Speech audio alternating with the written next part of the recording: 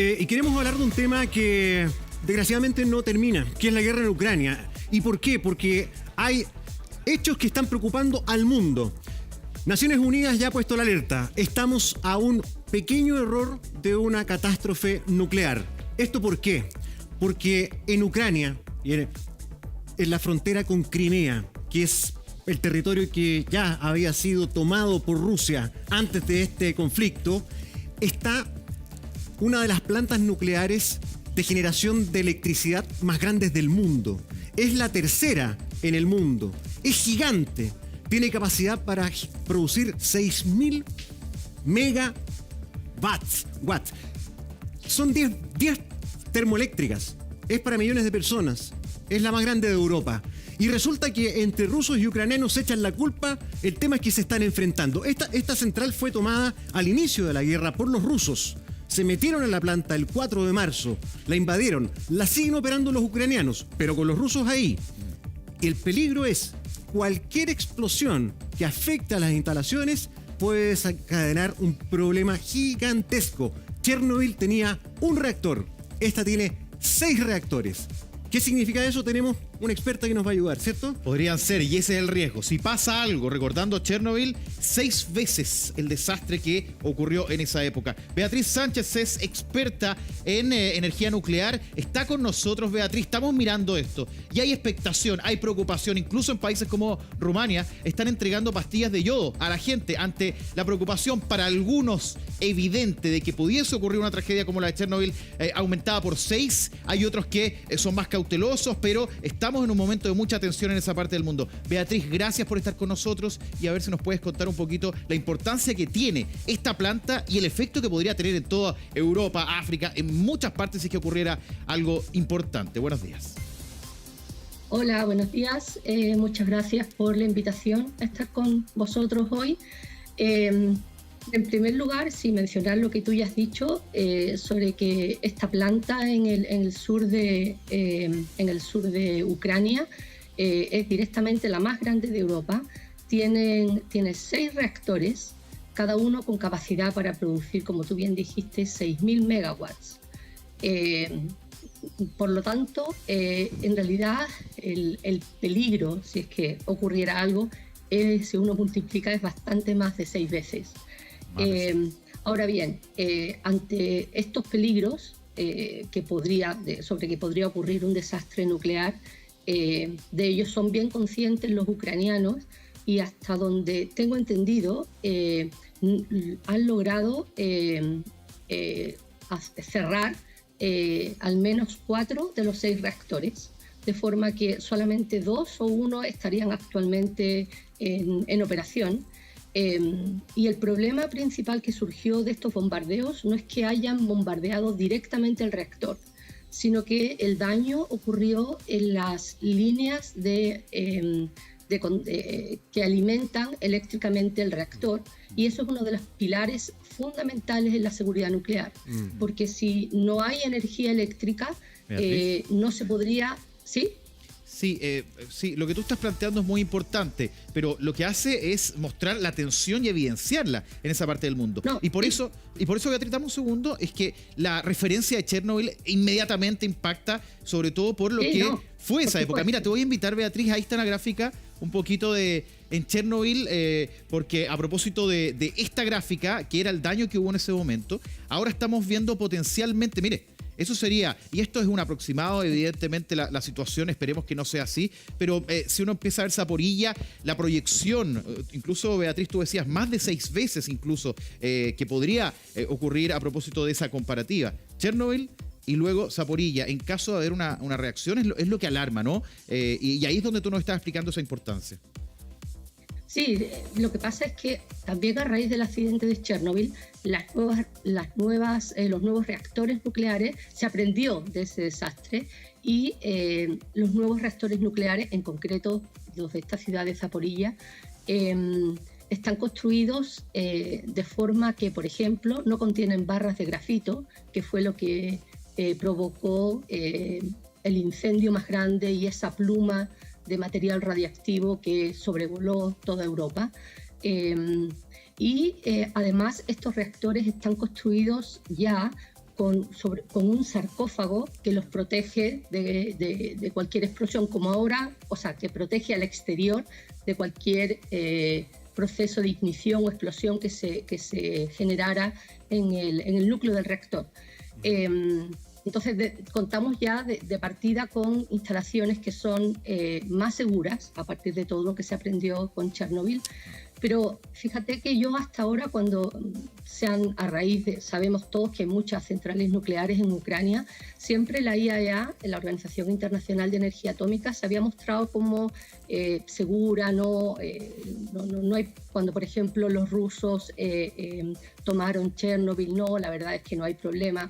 Es la primera vez que yo veo que el director general de la IAEA, Rafael Grossi, está mostrando cierta cautela y temor. Sí, está en contacto ya con la ONU y la idea es que se logre convencer a ambas partes, se hable con Rusia y con Ucrania, que permita el acceso de una misión internacional que sepa analizar el problema desde un punto de vista más objetivo. Sí, el problema es que hasta ahora no se ha materializado. Sí. Han dicho, sí, estamos súper de acuerdo, Rusia también ha dicho, estamos muy llanos a que esto ocurra, pero no lo han permitido.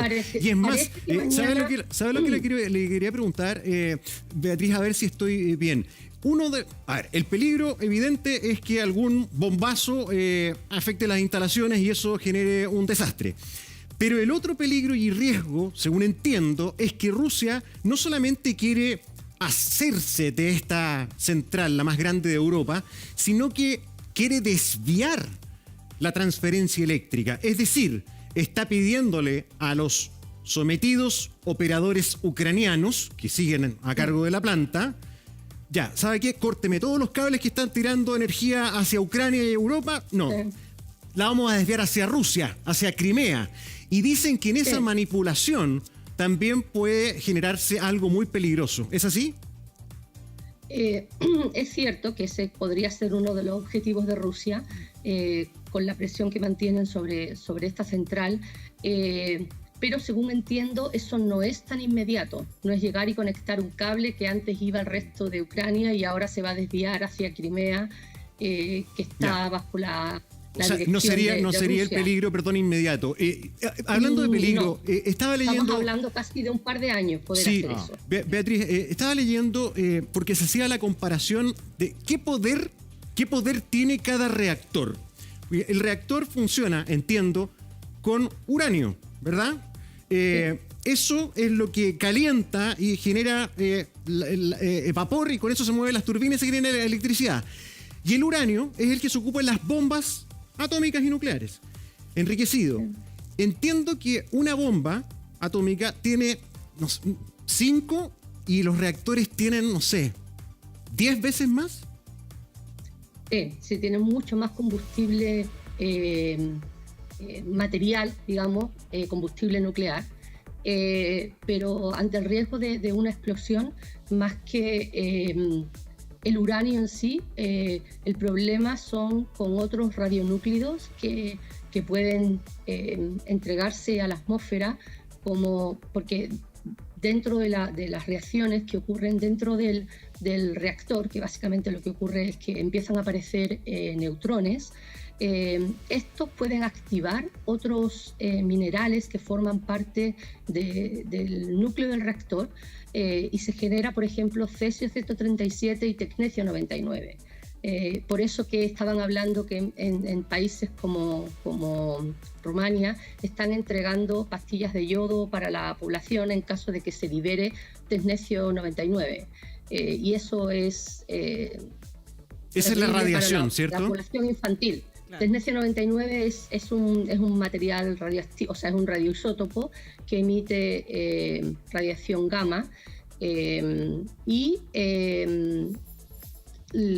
digamos, se podría fijar en el tiroides de la población, en particular de los niños, y lo que se hace es llenar el tiroides con yodo, digamos, tenerlo a tope para que no se produzca la captación de material radioactivo. Hola Beatriz, te habla Natalie, un gusto saludarte. Estaba leyendo algunas declaraciones de la Administración Militar Regional de Zaporilla sobre este potencial riesgo de esta planta. Ellos decían que una bomba nuclear contiene 9 kilogramos de uranio o plutonio y que en este lugar, en esa planta, hay 1.200 toneladas. Pero tú también señalabas que esta planta, a diferencia de lo que es con Chernobyl, tiene una cápsula que la protege. Sí, eso te quería preguntar.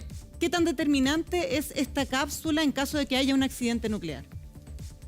En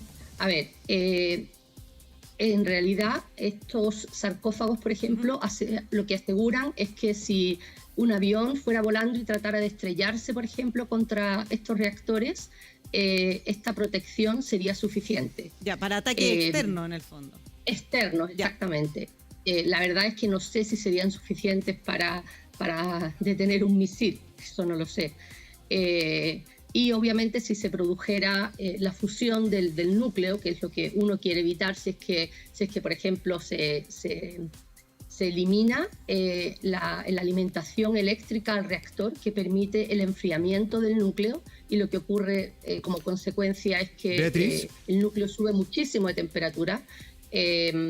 Podría ocurrir una explosión dentro del reactor y obviamente este sarcófago ayuda a que no se emitan hacia la atmósfera los residuos radiactivos. Pero sí. ¿No sería quizás capaz de, disculpa Gonzalo, de controlar o recluir esa energía si es que explotan 1.200 toneladas de este tipo de combustible? Ya, podría. Están construidos en eso. Sí, pero depende del tipo de la magnitud, digamos, claro. de una posible explosión. Sí, Beatriz, perdón, estamos hablando con Beatriz Sánchez, ella es experta, ¿verdad?, en estos temas, y le agradecemos mucho, porque no son temas que sepamos, ¿verdad?, comúnmente no hablamos de estos riesgos, afortunadamente. ¿Usted coincide con el nivel de alarma y preocupación que hay? O sea, para mí es muy serio que Naciones Unidas se pronuncie de esta forma. O sea, decir que están jugando, que están haciendo una acción suicida. Que es muy peligroso que se provoque un estallido, un incidente que haga que ocurran detonaciones. Es el daño que puede haber a nivel de radiación, que dicen que podría afectar a toda Ucrania, y aparte de Rusia, por lo menos. O también se puede producir una gran explosión. Mira, ahora mismo con el corte de electricidad, que como estaba diciendo, lo que hace es asegurar que el núcleo se mantiene en enfriamiento, que uno controla la temperatura del núcleo. Si se produce el corte de electricidad, como ha ocurrido con estos bombardeos que han dañado la línea eléctrica, lo que han hecho ha sido asegurar una antigua energía, o sea, central térmica cercana, que sea esta central la que esté abasteciendo de energía a esta central nuclear, para así asegurar que el reactor se podría apagar. Pero claro, uno no es cuestión de si ve que llega un misil, ya le doy al botón de apagado. El apagado de un reactor dura aproximadamente 30, 50 horas desde que uno decide apagarlo. Pero tampoco se puede llegar y apagar todo, porque dejaría sin energía eléctrica a gran parte de Ucrania. Entonces es complejo, la situación yo creo que es delicada. Y cuando uno ve que el director de la IAEA trata de conversar con la ONU para lograr el acceso de una misión internacional de paz, es porque evidentemente hay riesgos. Claro, y acá hay todo un enredo también a nivel militar, porque esta central gigante, ¿no?, nuclear, que está en Ucrania, está en el territorio ucraniano. Está muy cerca de Crimea. Exactamente. Sí. Y como estas instalaciones son estratégicas, en cualquier guerra son localizaciones preciadas, objetivos militares. Por lo tanto, fue lo primero que se tomaron los rusos, cuando empiezan su despliegue, a los primeros días de la guerra. Pero se están echando la culpa entre ambos. Dicen que los ucranianos están bombardeando. Los ucranianos dicen que son los rusos. El último incidente ocurrió el viernes. O sea, esto está calentito. El sábado, creo. Claro, claro. Sí, bueno, yo la verdad es que en ese tema no puedo pronunciarme, pero... No, se lo describiría por el riesgo potencial que estamos viendo, lo que explica también la tensión y que esto está lejos de parar. De ser un tema fácil, sí. Sí. Beatriz Sánchez, muchísimas gracias por... Los operadores de la central están trabajando bajo mucha tensión.